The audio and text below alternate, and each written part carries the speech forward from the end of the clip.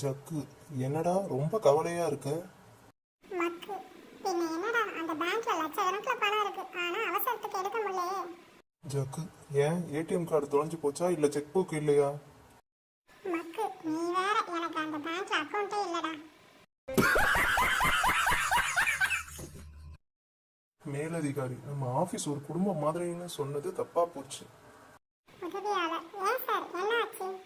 மேலதிகாரி, நான் லஞ்ச் சாப்பிடும் போது கிளார்க் என்கிட்ட வந்து தண்டச்சோறுன்னு திட்டிட்டு போறாரு.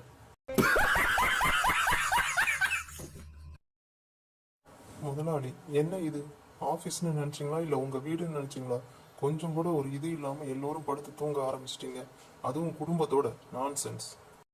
இவர் சார் உங்க ஞாபக மரத்துக்கு எல்லையே இல்லையா? இது உங்க ஆபீஸ் இல்ல, ட்ரெயினோட ஸ்லீப்பர் கிளாஸ் கோச். நண்பன் ஏன் என்ன ஆச்சு? முதலாளி, கேஷியர் ஒருத்தரை தேடிக்கிட்டு இருக்கேன். நண்பன் ஏன் உங்ககிட்டே ஒரு நல்ல கேஷியர் இருந்தாரே.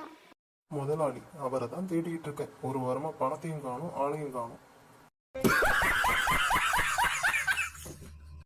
முதலாளி, சிதம்பரம்னு போர்டில் எழுத சொன்ன இந்த மொழி முடிக்கிறேன்.